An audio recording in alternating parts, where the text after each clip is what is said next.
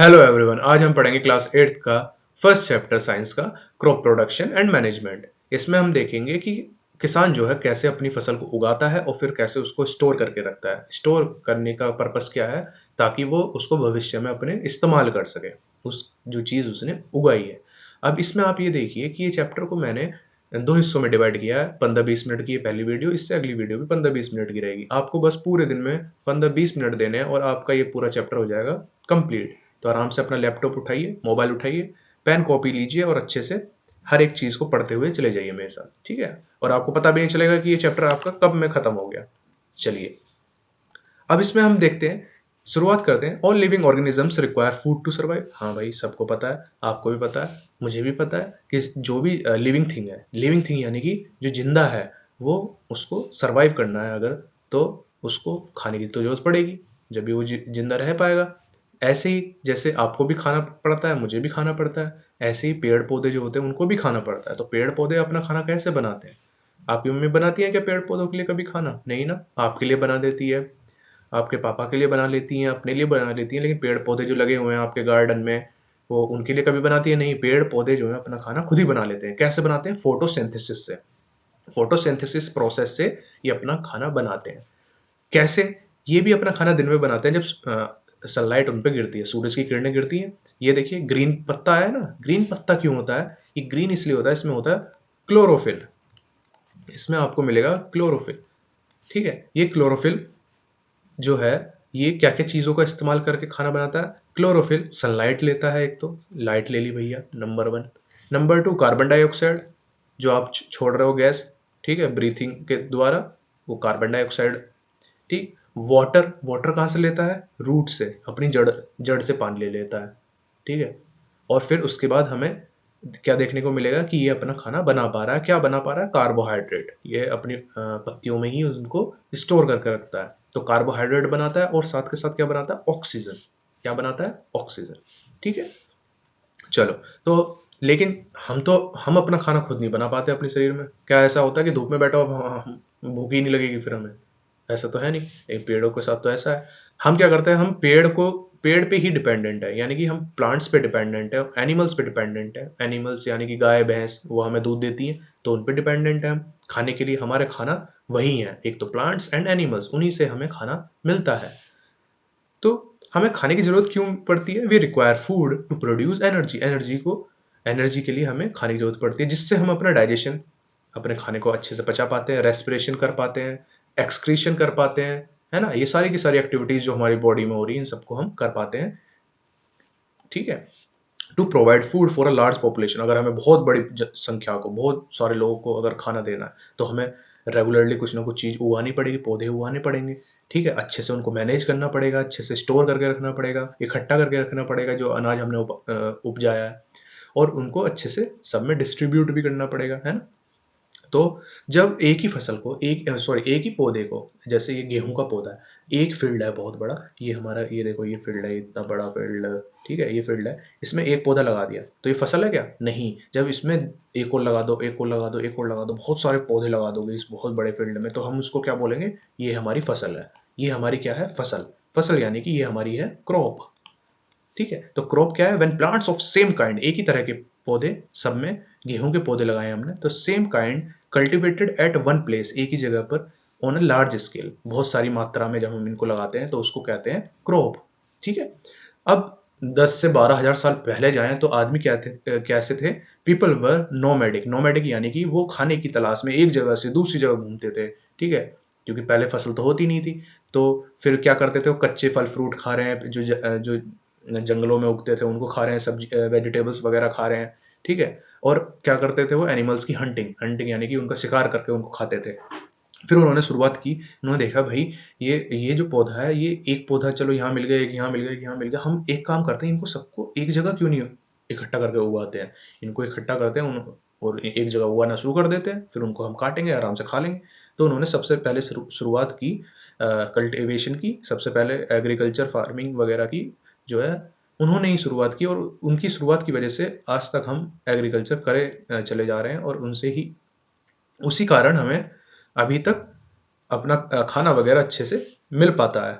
ठीक है? अब how crops are classified according to the season in which they are sown. देखिए, इस चैप्टर में मैंने क्वेश्चंस के फॉर्म में ही चीज़ों को लिखा है, ठीक है? आपका अगर क्वेश्चन ये है कि क्रॉप्स को कैसे क्लासिफाई करोगे, कैसे उसको विभाजित करोगे 2 हिस्सों में, तो क्रॉप्स 2 तरह की होती हैं, ठीक है?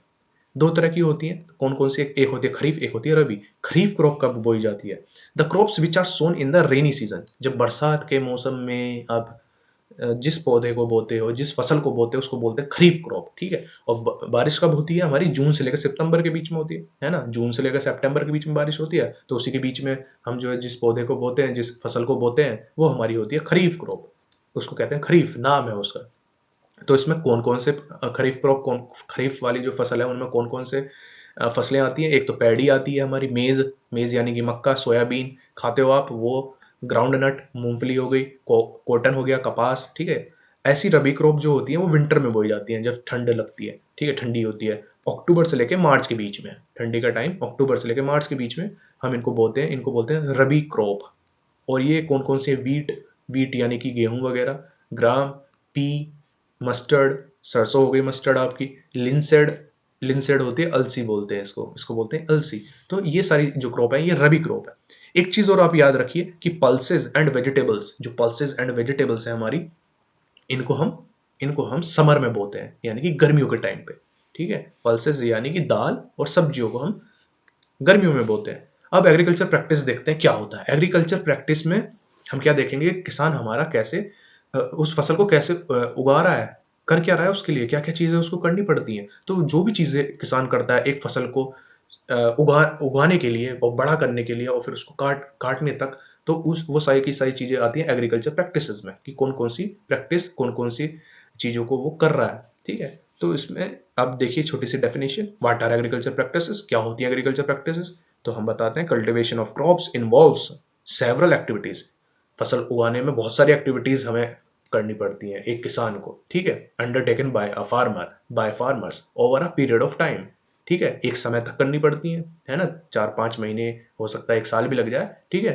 तो कुछ समय तक जो किसान को कुछ ऐसी चीज़ें करनी पड़ती हैं जिससे वो फसल उगा लेता है अपनी अच्छे से और उनको काट लेता है और वो स्टोर कर देता है, वो प्रैक्टिसेस क्या होती है? Agriculture practices. अब इनमें कौन-कौन सी चीज़ें आती हैं? सबसे पहले आती है प्रिपरेशन ऑफ सॉइल, सॉइल को तैयार करना, मिट्टी को तैयार करेगा सबसे पहले, फिर सोइंग, फिर उसमें बीज डालेगा, फिर उसमें मैन्योर वगैरह डालेगा, फर्टिलाइजर, केमिकल्स वगैरह होते हैं, जिससे क्या पेड़ अच्छे से ग्रो करता है, फिर उसमें पानी, इरिगेशन करेगा उनका, फिर उनको वीड वगैरह से बचाएगा, वीड वगैरह की यानी कि किससे?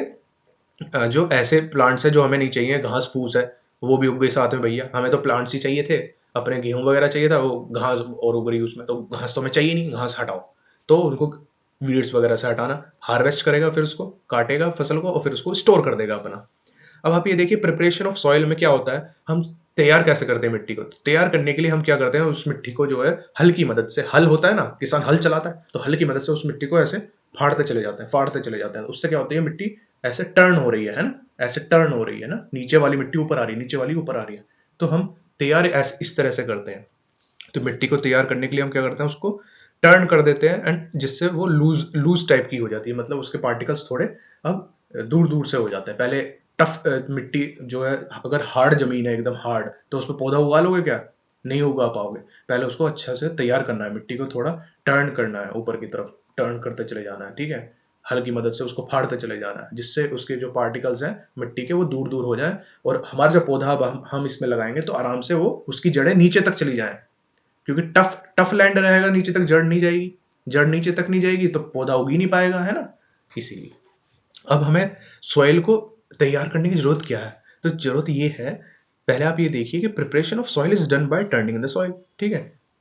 मिट्टी को तैयार कैसे किया जाता है? उसको टर्न करके, टर्न का मतलब है उसको नीचे की मिट्टी को ऊपर लाकर, नीचे की मिट्टी को ऊपर लाकर, क्योंकि नीचे ही तो न्यूट्रिएंट्स है मिट्टी में, जब हम उनको ऊपर लाते हैं तो वो मिक्स हो जाते हैं अच्छे से मिट्टी में और हमें मिट्टी हो जाती है पूरी तैयार। उसमें फिर हम अपना बो सकते हैं कुछ भी चीज, which allows the roots to penetrate deep into the soil and to breathe, ठीक है? तो आसानी से रूट नीचे चली जाएगी पौधे की, अब पौधा आसानी से अपनी रूट नीचे तक ले जा सकता है, वहां से न्यूट्रिएंट्स ले सकता है, और जो जो रूट्स हैं, जो उसकी जो जड़ें हैं, वो आसानी से ब्रीथ भी कर सकती हैं, क्योंकि अब मिट्टी जो है फैल सी गई है, थोड़े खुल गई है ना? जब हम उसको ऐसे टर्न कर रहे हैं तो उससे पार्टिकल्स जो है, उसके जो कण है मिट्टी के, वो दूर दूर हो गए हैं, खुल गए हैं, तो उससे जड़ को भी अब सांस आ रही है, हाँ कि हाँ आप ठीक है ना। और help in growth of earthworm. Earthworm जो होते हैं, जो मिट्टी में जो पाए जाते हैं, अर्थवॉर्म जो कीड़े टाइप के होते हैं, ऐसे टिंग टिंग टिंग टिंग टिंग टिंग टिंग टिंग ऐसे होते हैं ना अर्थवॉर्म। अर्थवॉर्म आपने देखे होंगे, ये मिट्टी में रहते हैं, ऐसे कीड़े लंबे लंबे पतले पतले से, इतने बड़े बड़े। ठीक, तो वो उनको उनको भी ग्रो करने में हेल्प करती है मिट्टी, जब हम मिट्टी को तैयार करते हैं। और उनका क्या फ़ायदा, उनका फ़ायदा ये है, जो सड़ी हुई चीज़ें हैं, जो ऑर्गेनिक, जैसे प्लांट के हिस्से हो गए टूटे हुए, ठीक है, और गोबर वगैरह हो गया, कुछ भी खाद वगैरह हो गया, उनको, और भी चीज़ें हैं मिट्टी में जो ऑर्गेनिक है, जो मतलब जो जिनको डिकम्पोज किया जा सकता है, सड़ाया जा सकता है, तो वो कीड़े उनको सड़ाने लगते हैं, और सड़ा सड़ा के क्या होता है, उनको सड़ाने से मिट्टी में हमें ह्यूमस मिलता है। ह्यूमस जो होता है, ह्यूमस में बहुत सारे न्यूट्रिएंट होते हैं, ऐसे बहुत सारे पोषक तत्व होते हैं जिनको प्लांट लेता है और बड़ा होता चला जाता है अच्छे से। It brings the nutrient rich soil to the top. ठीक है, नीचे के न्यूट्रिएंट्स ऊपर आ रहे हैं ना, तो ऊपर आने लगते हैं। और इसकी इसकी मदद से टाइलिंग, हाँ, tilling helps in uprooting and killing of weeds. Tilling, इसको बोलते हैं टिलिंग करना, टिलिंग। ठीक है, मट्टी खोदने को एक तरह से हल चलाते हैं, तो उसको बोलते हैं प्लोइंग बोलते हैं, या फिर टिलिंग बोलते हैं। तो टिलिंग से क्या होता है, टिलिंग से क्या होता है, जो घास वगैरह है हमारी, अभी तो हमने कुछ बोया नहीं है, तो कुछ ऐसी है बेकार घास वगैरह उस जमीन पे उग रही है, वो सब भी जो है उखड़ के मिट्टी में ही दब जाती हैं, और फिर वो सड़ जाती हैं, और फिर वो भी ह्यूमस बन जाती हैं, और जिसे हमारे प्लांट्स इस्तेमाल करते हैं बहुत अच्छे से। अब टिलिंग में क्या क्या होता है, हल का इस्तेमाल किया जाता है, हल चलाते हैं इसमें। तो टिलिंग बोल दो या फिर प्लोइंग बोल दो, प्लो का मतलब भी हल है, और टिलिंग टिलिंग का मतलब भी हल है। हल ही चलाने को प्लोइंग बोल देते हैं। ठीक है, the process of loosening and turning of soil, soil को टर्न करने का जो तरीका है, जो प्रोसेस है, उसको हम टिलिंग बोलते हैं या प्लोइंग बोलते हैं। प्लो जो होते हैं वो लकड़ियों के बने होते हैं, मेड ऑफ आयरन और वुड, या तो लकड़ी के होंगे, या उसमें लोहा लगा हुआ होगा, लोहे के होंगे। और जब बहुत ही कठोर हो जाती है मिट्टी, जब मिट्टी बहुत सूखी होती है, तो बहुत कठोर जमीन हो जाती है, तो उसमें हल चला नहीं पाओगे सही से, तो पहले उसको पानी दिया जाता है। Watering is needed before it, if the soil is very dry, watering is needed. ठीक है, पानी उसको दिया जाएगा, तभी वो थोड़ी मिट्टी ठीक सी होगी, और फिर उसमें हल आसानी से चलेगा। The plot field have big clamps of soil called crumbs. और बड़े बड़े चट्टे टाइप के मिट्टी के, आपने देखा होगा जब हल चलता है, तो बड़े बड़े चट्टे निकल के फट के जमीन में से ऊपर आ जाते हैं, है ना, बड़े बड़े चट्टे।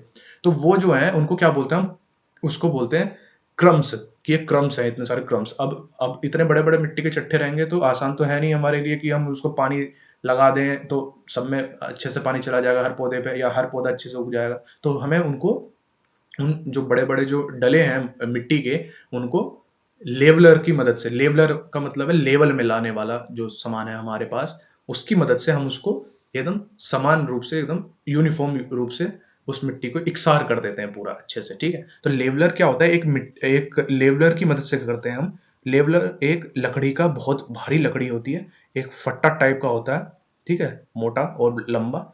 इसको हम बैल के पीछे बांध देते हैं, या फिर ट्रैक्टर का इस्तेमाल करते हैं। ठीक है, और ये चलता जाता है, और जो क्रम्स, जो मिट्टी के डले हैं, उनको बराबर इकसार करता जाता है जमीन को हमारी। जब जमीन इकसार हो जाती है, फिर उस पर हम आराम से अपना अपना सीड वगैरह लगा सकते हैं। फिर उसके बाद मैन्योर भी डाला जाता है सॉइल में। कई बार हल चलाने से पहले कई बार हम मैन्योर को डाल देते हैं। मैन्योर यानी कि हमारा हो गया खाद, जो गाय के गोबर, भैंस के गोबर वगैरह से, और सड़े गले सब्जियां हो गई, फल फ्रूट हो गए, उनकी मदद से हमें मैन्योर मिलता है।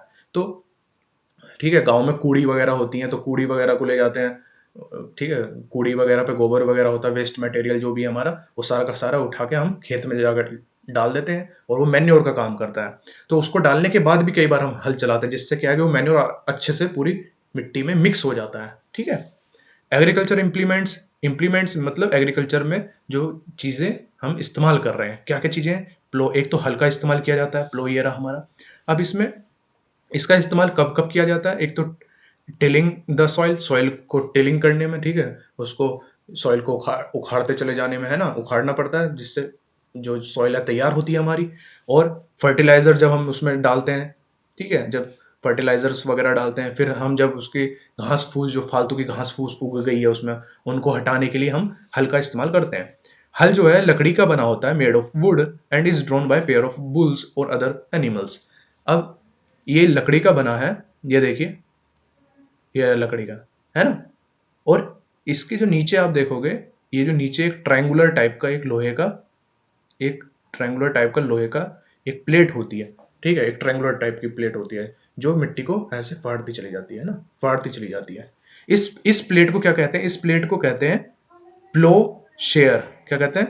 प्लो शेयर। और जो ये लकड़ी का हिस्सा, जो बड़ा सा हिस्सा है, ये बड़ा सा हिस्सा, ये वाला ये हो गया हमारा प्लो शाफ्ट। प्लो जो है हल्का, शाफ्ट हो गया, हल्का क्या है, शाफ्ट है। और ये आखिरी में जो हिस्सा है, ये पूरा एक बीम होता है। ये देखिए आप यहाँ सामने देखिए, ये रहा ना बीम, ये रहे ना हमारे दो बैल, हीरा और मोती, दो बैलों की कथा। ठीक, तो इसको जो है, इनको जो है कौन चला रहा है? किसान चलाता है इनको, ठीक है। और ये बैल इसको, हल को चलाने में मदद करते हैं किसान की, ठीक है। और इस तरह से ये बीम जो होती है, ये बैलों के कंधों पे लगी हुई होती है, ठीक है। ये देखो, the other end is attach to a beam, beam से अटैच रहता है ये वाला एंड, ये देखो अटैच है ना, which is placed on bull's neck, ठीक है। हो क्या होता है, अब कई जगह ऐसा हो गया कि अब किसान थोड़े से हल्के से एडवांस हो गए हैं, चीजें भी एडवांस आ गई हैं, तो अब हल की जगह लोहे के बने हुए टाइप के हल आने लगे हैं, ठीक है। हल नहीं बोलेंगे इसको, लेकिन हाँ लोहे के टाइप का होता है, ये लोहे का बना हुआ होता है, ठीक है। और इसको क्या कहते हैं? हो कहते हैं, क्या कहते हैं? हो। तो ये इसका इस्तेमाल किस में किया जाता है? वही वीड्स वगैरह को हटाने में, वीड्स यानी कि घास फूस को, और सॉइल को तैयार करने में। और इसमें क्या होता है, एक लंबी सी रोड होती है, एक बहुत बड़ी रोड होगी लोहे का एक फट्टा बड़ा सा, या तो लकड़ी की होगी वो, ये जो है, ये या तो ये लकड़ी की होगी या ये लोहे की होगी। किसकी होगी? लोहे की, ठीक है। और इसमें भी देखो, हल में तो एक ट्रायंगुलर टाइप की रहती है ऐसे टी, इसमें क्या है, एक स्क्वायर या रेक्टेंगुलर टाइप की एक प्लेट रहती है, देखो ब्लेड, ये लोहे की ब्लेड है जो मिट्टी को फाड़ती है। कल्टीवेटर का इस्तेमाल किया जाता है आजकल, जो बड़े किसान हैं वो ट्रैक्टर की मदद से कल्टीवेटर लगाते हैं पीछे, ये रहा देखो कल्टीवेटर, ये जो है ये कल्टीवेटर है हमारा, इसको ट्रैक्टर के पीछे लगाते हैं और ये बहुत जल्दी काम करता है, ठीक है, बहुत जल्दी तैयार कर देता है, हमारी मिट्टी को जल्दी फाड़ देता है, बहुत जल्दी से तैयार कर देता है मिट्टी को। और ये इसमें हमारा लेबर भी बच रहा है, यानी कि हमारी मजदूरी भी बच रही है और समय भी बचता है इस चीज से। सोइंग कैसे, अब तैयार तो हो गई हमारी मिट्टी, अब उसमें हमें कुछ बोना है, तो बीज बोते हैं। तो बीज बोने से पहले हम ये देखेंगे कि अच्छी क्वालिटी के बीज हम बोए, तभी तो हमें अच्छे अच्छे फल मिलेगा। अगर अच्छी क्वालिटी का बीज नहीं बोओगे तो हमारी फसल अच्छी नहीं होगी।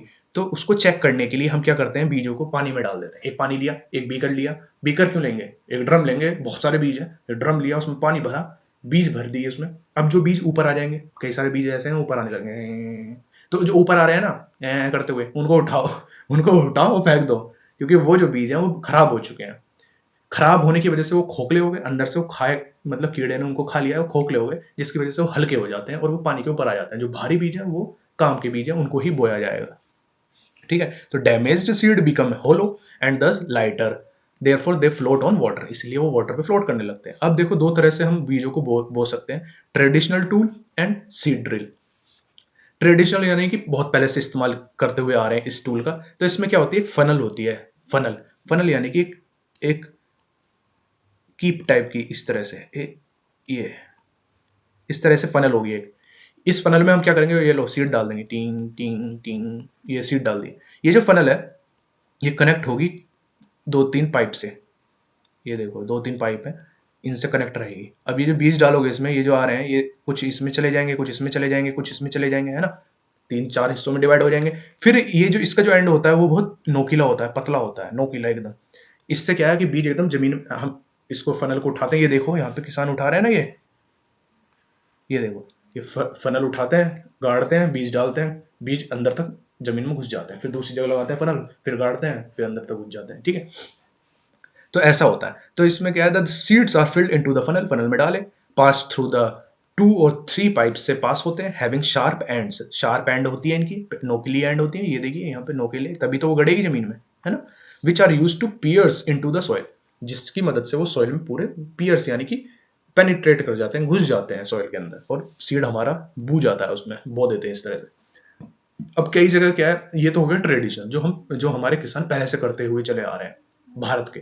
अब सीड ड्रिल में क्या है, ये थोड़ी मॉडर्न टेक्निक है। मॉडर्न टेक्निक में इसका ये है हमारी सीड ड्रिल, देखो ये रही। इसमें क्या है कि हम इधर से बीज डालना शुरू करते हैं ऊपर से, ये एक पाइप है, मेन पाइप हमारा, मेन पाइप से बीज डाला और इस इधर से सीड्स चारों तरफ निकलने लगते हैं, ये लो, ये लो, ये लो, हर जगह सीड आने लगेगा, इधर आ गया, इधर आ गया, इधर आ गया, इधर आ गया, इधर आ गया, इधर आ गया।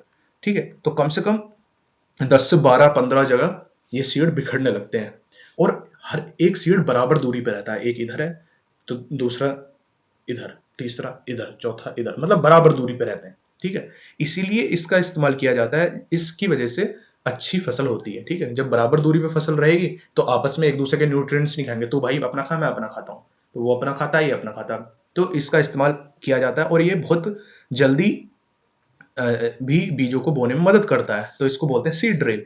It saves time and labour, जिससे मजदूरी और टाइम दोनों की बचत होती है। ठीक है, और साथ के साथ ये जो है it also ensures that seeds get covered by the soil. और ये क्या क्या क्या इंश्योर करता है, क्या एक चीज और ये पक्की कर देता है किसान की, वो ये है कि सीड जो है साथ के साथ मिट्टी से भी ढक जाए। ठीक है, मिट्टी में घुसे, ढक भी देता है साथ के साथ उनको। अब एक चीज और देखिए, सीड्स जो है, ये तो सीड्स की बात हो गई, हमने लगा दी।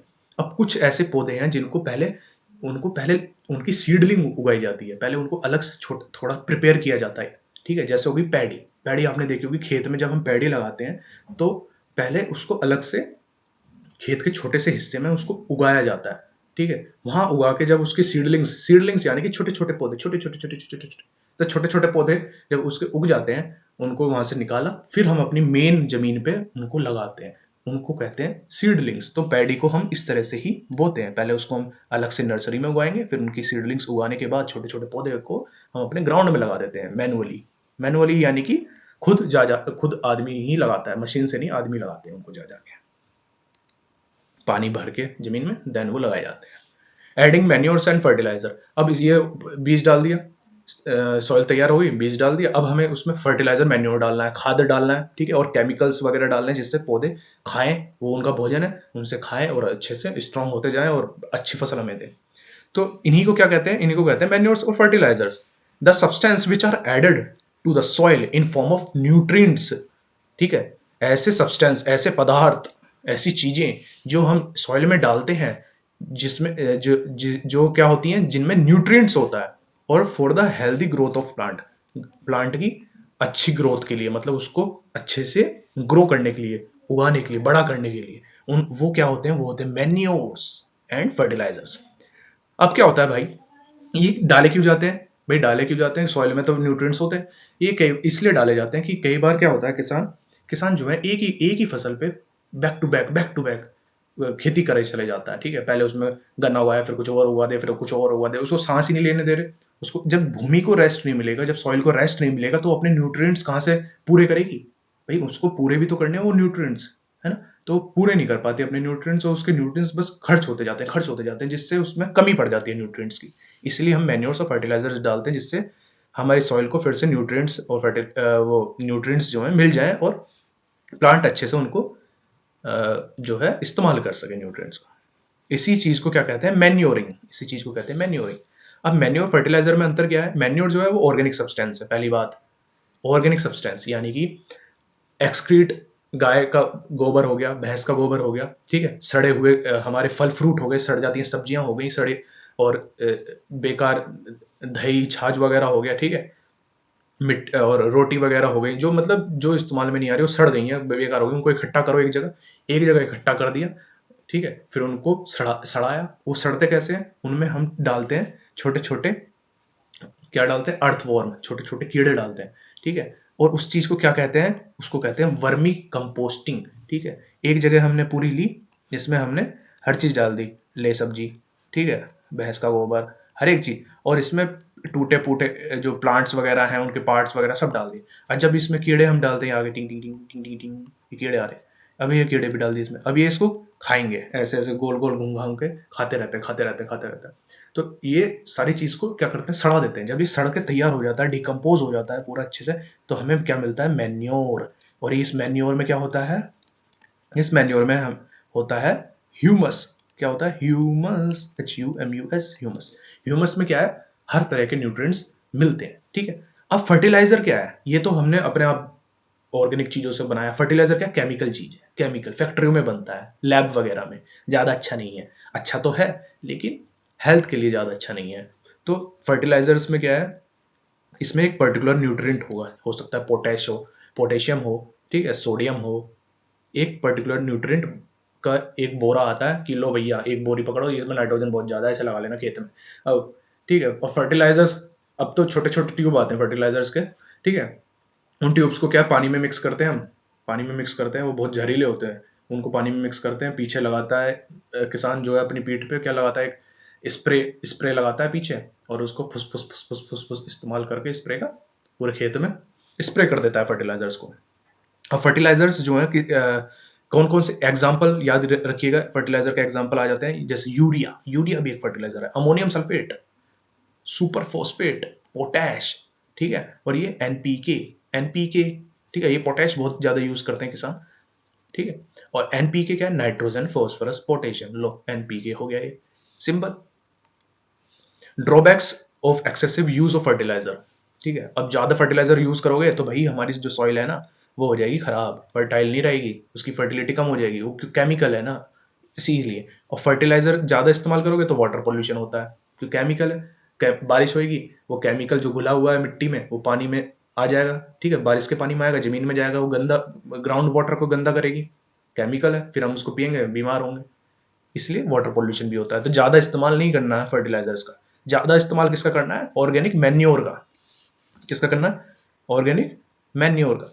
अब ये देखिए हाउ टू मेंटेन, फिर हम कैसे मेंटेन करें भाई सॉइल की फर्टिलिटी को, फिर कैसे सही किया जाए। तो आप जो है फर्टिलाइजर को कम इस्तेमाल कीजिए, मैन्योर को ज्यादा इस्तेमाल कीजिए, क्योंकि ये ऑर्गेनिक है, इससे पॉल्यूशन भी नहीं होता, बीमारियां भी नहीं फैलती, कुछ नहीं होता, ये अच्छा है, ठीक है। और या फिर एक काम कीजिए, अपने जमीन को जो है अनकल्टिवेटेड छोड़ दीजिए, फैलो, या तो फैलो बोलते हैं उसको, या अनकल्टिवेटेड, यानी कि अपनी जमीन को खाली छोड़ दीजिए एक मौसम के लिए, पहले एक क्रॉप उगाई, फिर एक मौसम के लिए छोड़ दिया, फिर अगली क्रॉप उगा दो उसमें अगले मौसम में, एक मौसम छोड़ के। उससे क्या है कि मिट्टी अपने आप को रिगेन कर लेती है, अपनी पूरे न्यूट्रिएंट्स को इकट्ठा कर लेती है कि लो भाई हम तैयार हैं, ठीक है। क्रॉप रोटेशन कर दो, या फिर क्रॉप रोटेशन में क्या है कि पहले गन्ना उगाया तो अब आलू उगा दो, या कुछ और उगा दो, मतलब ऐसे नहीं कि गन्ना उग रहा है तो गन्ना ही उगाया जा रहा है लगातार, चावल उगा रहे हो तो चावल ही उगाया जा रहा है उस खेत में, धान, ठीक है, और गेहूं गेहूं उगा रहे हो तो गेहूं उगाया जा रहा है। उससे क्या है कि एक एक पौधा है वो कुछ ऐसे न्यूट्रिएंट्स लेता है, एक ही पर्टिकुलर टाइप के न्यूट्रिएंट्स लेगा, गन्ना हो सकता है कुछ न्यूट्रिएंट ज्यादा ले कुछ कम ले, लेकिन लेगा जो ज्यादा लेगा तो वो बैक टू बैक उन्हीं को ज्यादा लेते चला जाएगा, लेते चला जाएगा, लेते चला जाएगा, और वही न्यूट्रिएंट कम पड़ जाएगा, तो हमारी सॉइल हो जाएगी, क्या हो जाएगी, अनफर्टाइल हो जाएगी। तो इसलिए वैरायटी हमें लानी चाहिए, इसीलिए हमें क्रॉप रोटेशन बहुत जरूरी है।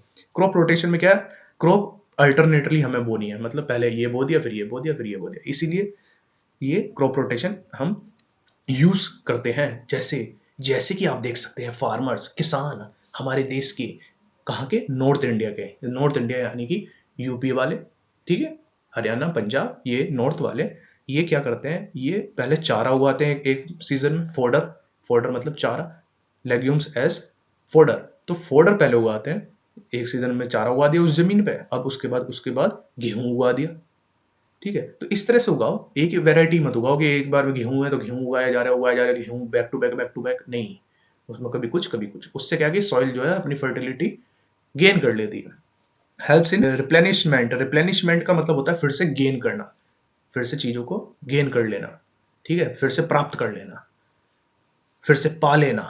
तो helps in replenishment of nitrogen, इससे क्या होता है कि नाइट्रोजन जो है मिट्टी की, वो फिर से मिट्टी में आ जाती है। किसकी मदद से आती है मिट्टी में नाइट्रोजन, वो आती है राइजोबियम बैक्टीरिया से। एक बैक्टीरिया होता है जो जड़ों में मिलता है पौधों के, वो बैक्टीरिया जो है जो एटमोसफेयर में, जो हवा में जो नाइट्रोजन गैस है उसको मिट्टी में ले आता है, जड़ों में चिपका देता है, ले जाकर जड़ों में चिपका देता है।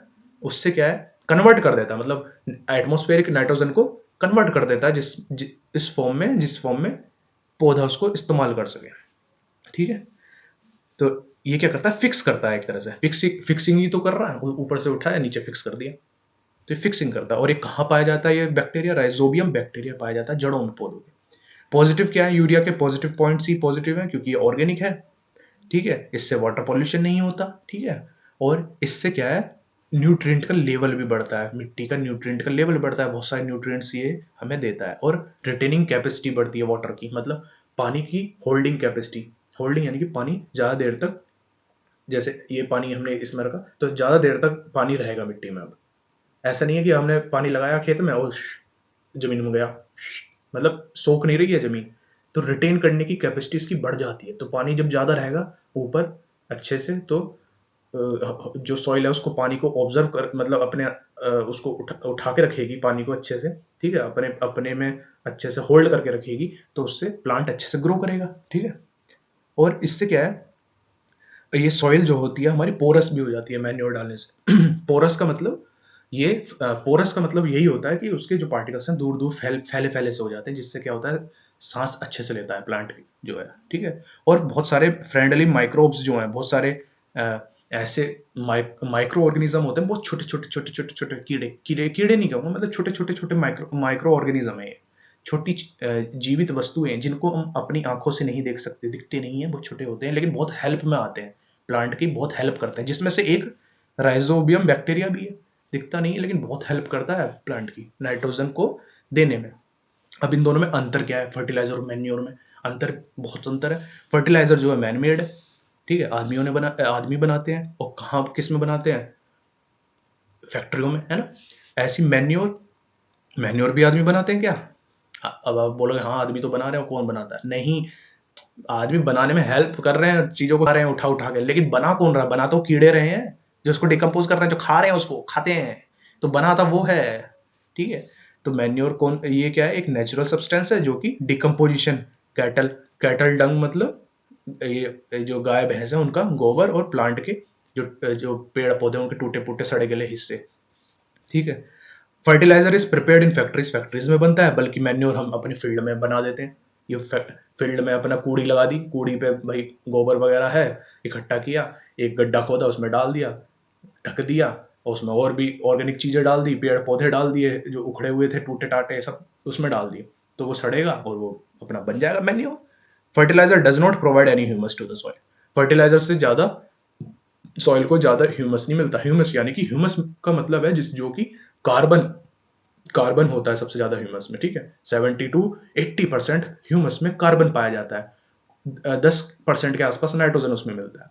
तो कार्बन, नाइट्रोजन और भी जो इंपॉर्टेंट न्यूट्रिएंट जिनको खा के प्लांट बड़ा होता है वो फर्टिलाइजर में नहीं मिलते, लेकिन हाँ वो मैन्योर में बहुत है, वो मैन्योर में बहुत मिलते हैं, ठीक है।